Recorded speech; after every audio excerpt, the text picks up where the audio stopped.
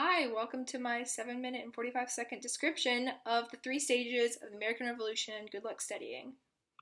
Hello, so today I'm going to be talking about the American Revolution. The First Continental Congress occurred before, and it's basically 12 of the 13 colonies got together that would ultimately join the Revolutionary War. So that is the First Continental Congress. We'll be talking about the second one that occurred within the time frame of the Revolutionary War. So stage one, beginnings of war and documents. So the beginnings of war would be Lexington and Concord. Second Continental Congress, and Bunker Hill. And then documents would be Thomas Paine's Common Sense, Declaration of Independence. Those are like official of the Revolutionary War. And so Lexington and Concord, this is when Paul Revere ran through the town, was like, the British are coming.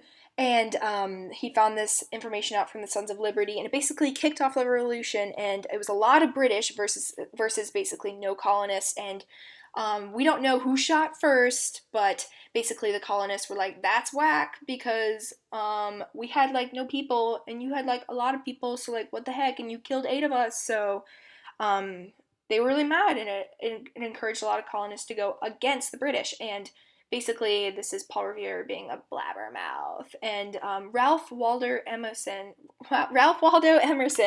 coined the term "shot heard around the world" in his poem. He's a famous poet. So the Second Continental Congress, the major question: do we declare independence or no? Mainly, people say yes, but and then this was in May, and then they formally declared independence July 4th. But Second Continental Congress is when they're thinking about these ideas. So Bunker Hill was the first like fight, if you don't count Battle of Lexington and Concord was first, but this was the first one that was kind of like, we knew that the war was already going on. It was in Massachusetts. Unexperienced Americans, we did lose, but we did kill some Britons, so we got this like confidence boost. Look at us. And then it cost the Britons a lot of money. And so like they realized that the war was going to be pricey, and they were like, "Oh shoot." And that's also another reason why we won, was because it was really expensive for Britain to send all their troops over to America by ship.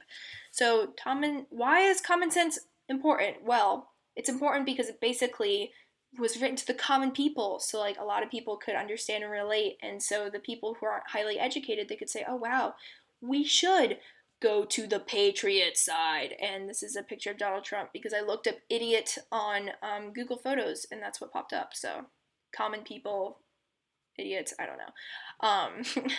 And so, and then the Declaration of Independence. So George Washington wanted to be the head general.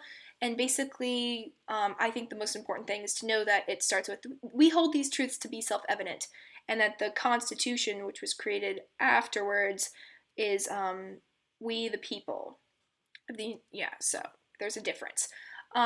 So diversity and hope is the stage 2 of this American Revolution. So we have the middle colonies, who are the breadbasket colonies because they grew a lot of grains out of their soil. And then we have the hope. Battle of Trenton sparks hope, and then Battle of Saratoga gives us French support. So middle colonies, here we go. New people don't know nothing. That's how you remember this. And then here are the middle colonies, the breadbasket colonies, and they act as like a buffer between the North and the South, so they kind of help with the compromise and help to sway people to the Patriot side. And then the Battle of Trenton gave us hope, basically. So desertion stopped. Before this victory, many had lost hope and dependence, and it was like during winter, it was very cold, probably depressing, and everyone was like mad for liberty again. George Washington had hope. Battle of Saratoga. So basically it just showed that, like, wow, these strong Americans, American strength, we got French support. And so, yeah. And then drama and intensity is stage 3 of the American Revolution. So we have some upset Southerners. We have Lord Dunmore's proclamation. So that's the drama. And then the intensity is Yorktown, which is like the final battle. And then the Treaty of Paris is it's our treaty. It's our peace treaty. So upset Southerners. So the British, they had lost. They were desperate. They lost the Battle of Saratoga, and Americans got French support. And then the Treaty of Alliance with the French, which solidified the French support from the Battle of Saratoga. So they changed their strategy. They were like, okay, instead of full-blown attacks with military, they decide we're gonna appeal to the loyalists in the South, which they still think are a large part of the Southern population, but they are mistaken. And they thought that because they had occupied a lot of places in the South, like South Carolina, all these places, and but then guerrilla slash hit and run warfare occurred in the South, and many Southerners began shifting to the Patriots. Um, and so this is some examples of guerrilla warfare. Guerrilla warfare, it's common in the South because of the terrain. It's really mountainous, and you'll see that again in the Civil War when that was their strategy. So Lord Dunmore's proclamation. So this also pissed off Southerners. Basically, Royal Governor of British Virginia Colony declared that any slave that wants to join the British Army will be freed. He just wanted to end resistance of traders really quickly, but it basically just ensured that undecided whites would side against the British government. They're like, boy, he was so derp. Okay, shifts loyalties of Southerners to against the British because they still want their slaves. Um, and I feel like this kind of goes along with the Southern strategy. Southerners are upset. And then Battle of Yorktown, big final battle. Look at this finale. He's putting the glass ring on the slipper. That's basically America defeating the British. And then this is in Virginia, Yorktown, basically George Washington and a French leader, because the French, remember, they're helping us now because Battle of Saratoga, French support.